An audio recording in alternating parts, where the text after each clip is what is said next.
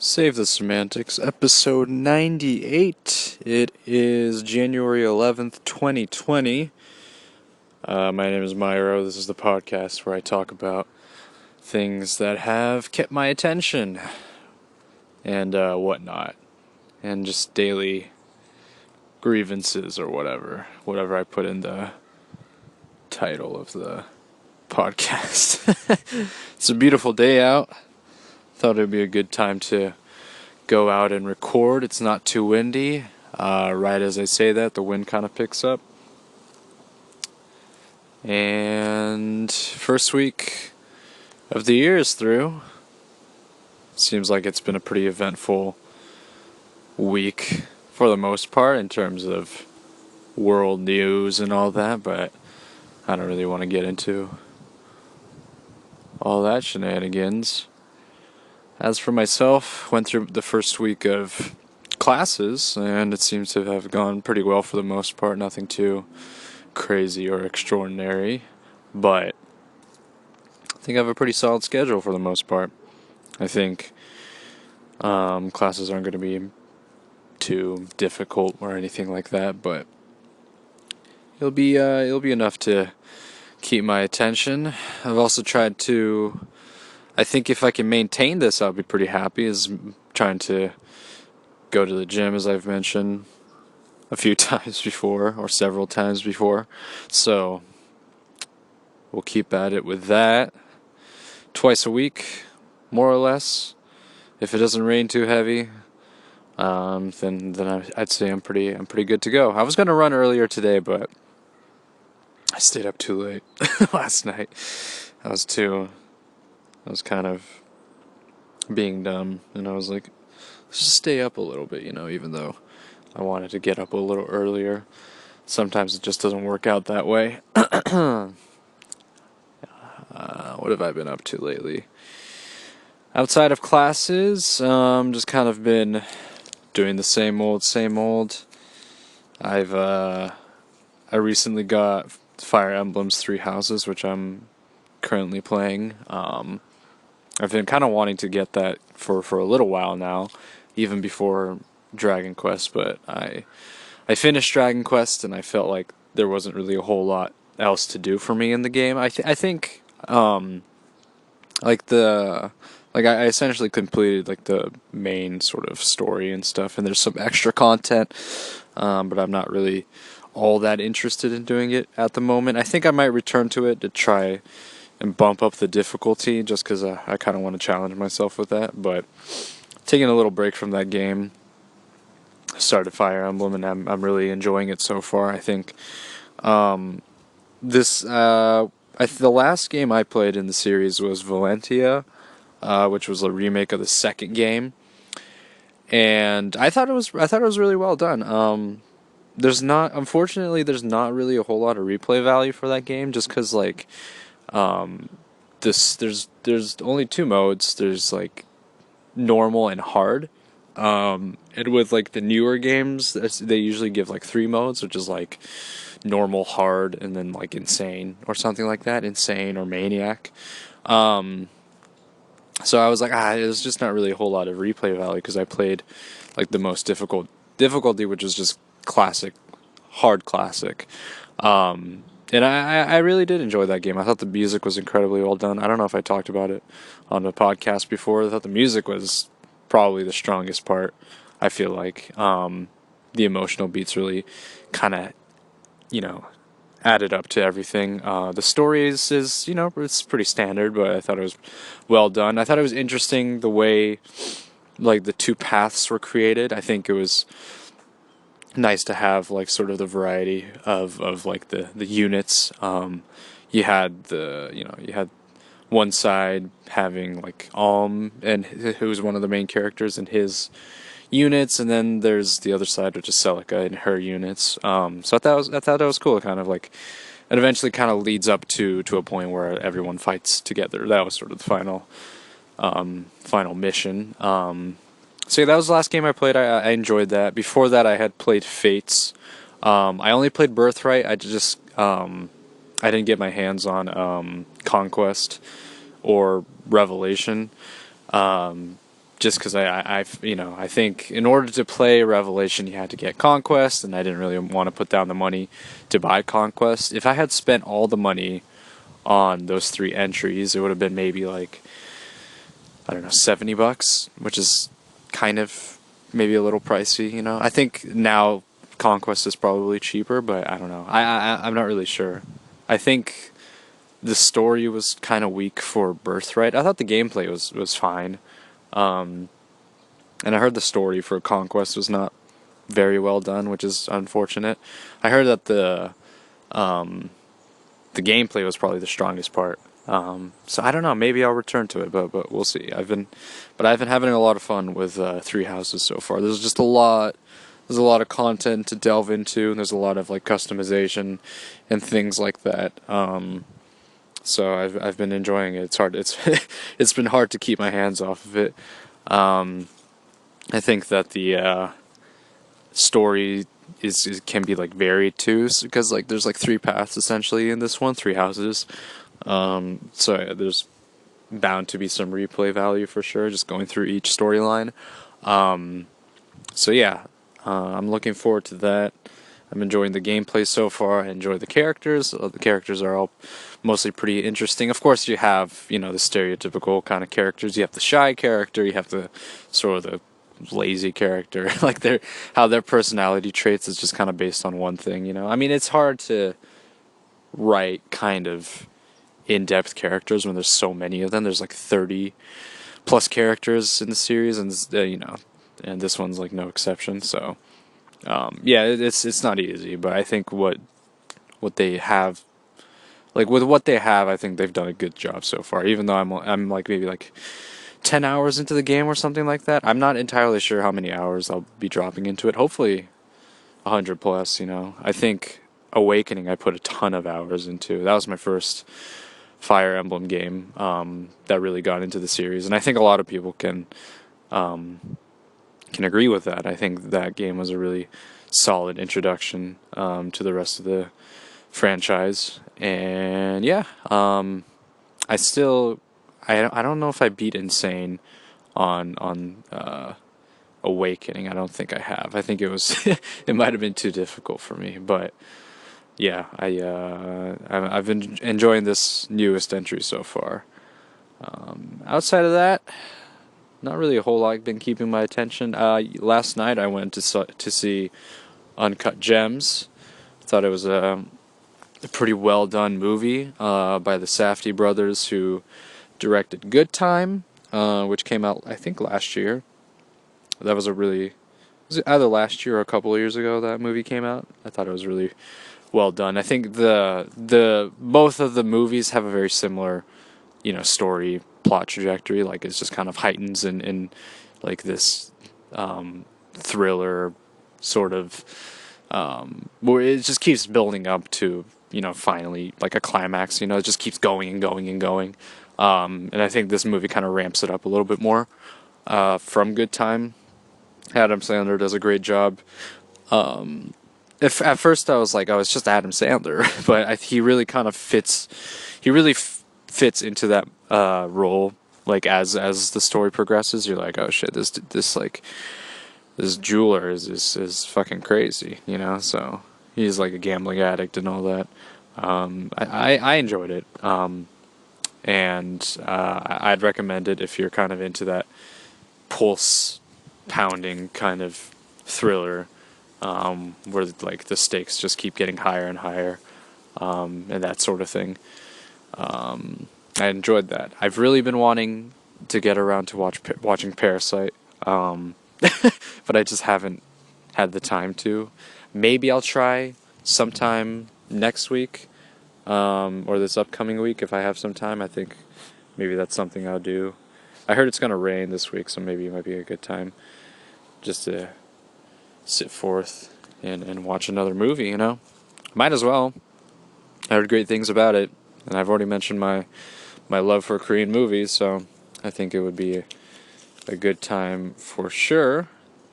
I started watching Mob Psycho 100. I think, what am I, 2 episodes in or something like that? It's an anime, if you don't know.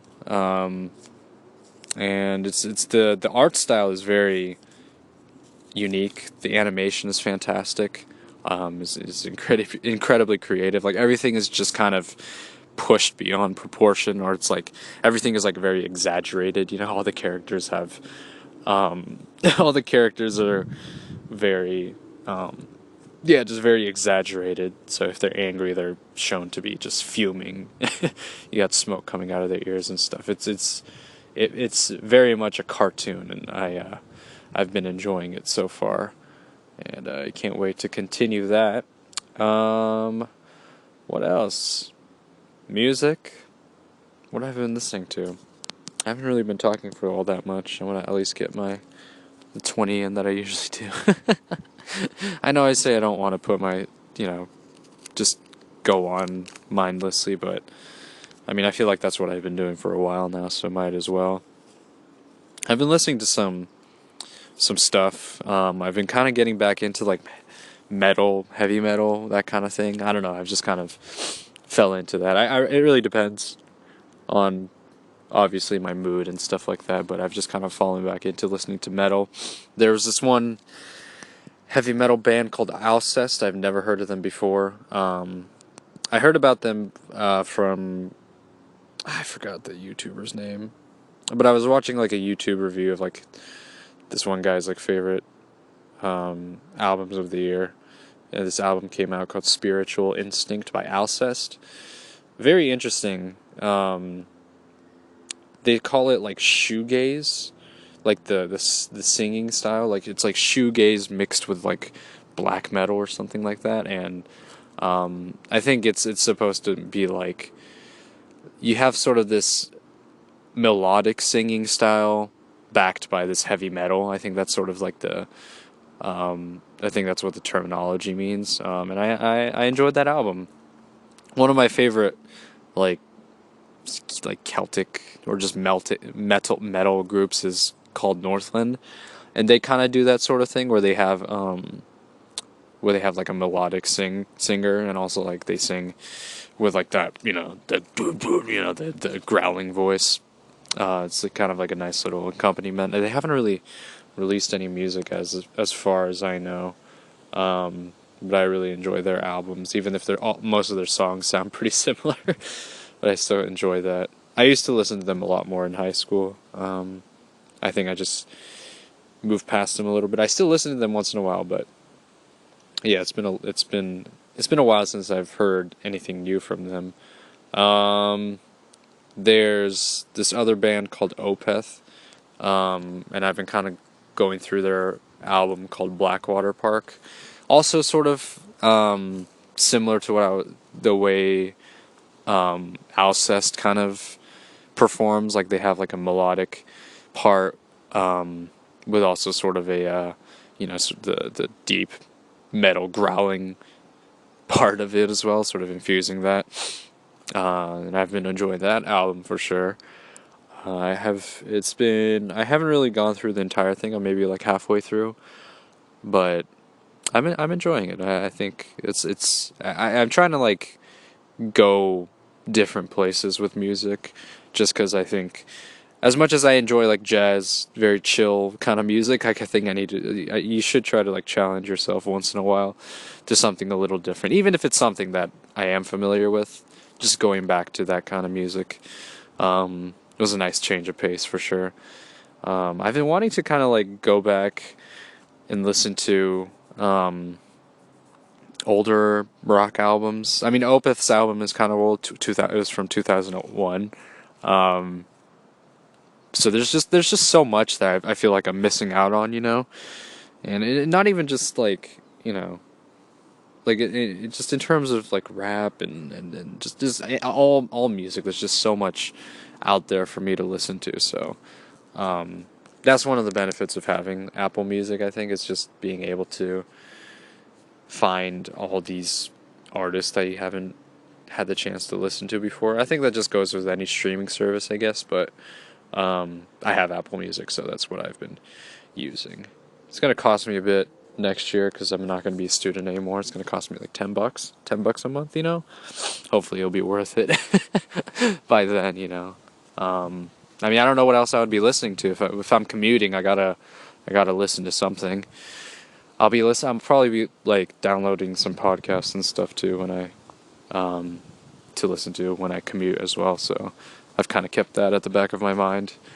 Um, I did mention that I wanted to record while driving, but we'll see how that goes. It really depends. I feel like it would be kind of messy. For one, as I've mentioned, I think the audio quality would be pretty shit just because the I guess I could say the acoustics in my car aren't that great. Like there's just not. It's just probably a bit too like echoey and shit like that. So I just don't think. And on top of that, I'll be driving in my car.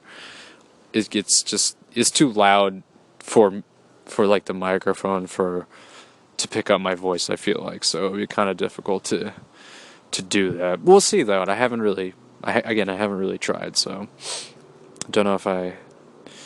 Don't know until I try, I guess. What else has been keeping my attention? I think I mentioned that I've kind of gotten back into like writing a little bit. I've probably mentioned that for like the last few episodes. Just writing down some shit that, I don't know, seems interesting. I have like a notes thing on my phone where I just write down just random story thoughts, you know? I think it's like a fun little exercise just to do, like, you know, once in a while, daily, if I ever have the time or the energies to put down some thoughts. Like, what else? What's something? I talked about New Space Order that one time. There's this one that I recently just kind of jotted down. This is not even just like a story idea. This is just like an idea. I was watching. I forgot who I was watching. I think I was watching. I was watching iDubbbz's video. He was talking about like a lot of these like influencers on not just Instagram but like TikTok and stuff that were trying to sell a certain business model. And it's based around the idea of drop shipping, which is essentially you buy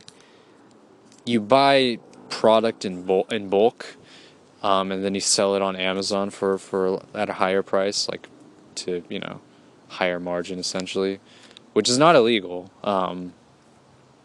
But it's kind of scummy. It's a shitty business like kind of plan. I don't like.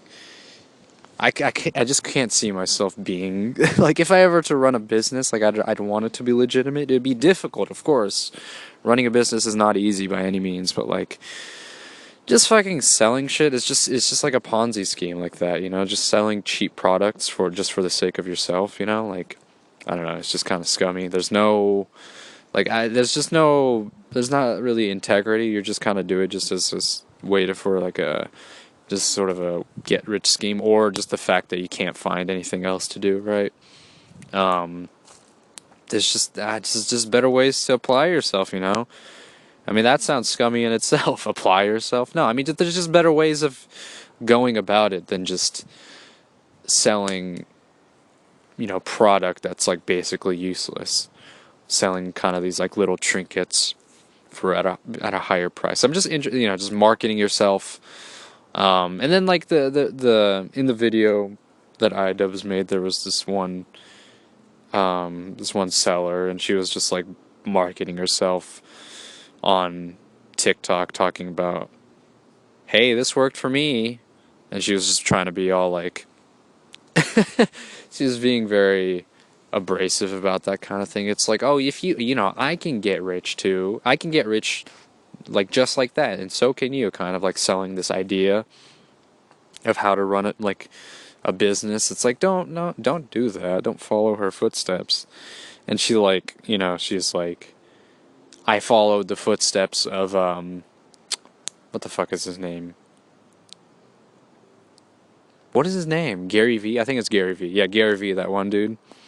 He's like, if you follow the footsteps of this one guy, you can become rich as I am. It's just, I just don't, come on. I don't know. It's very, for one, it's misleading, right?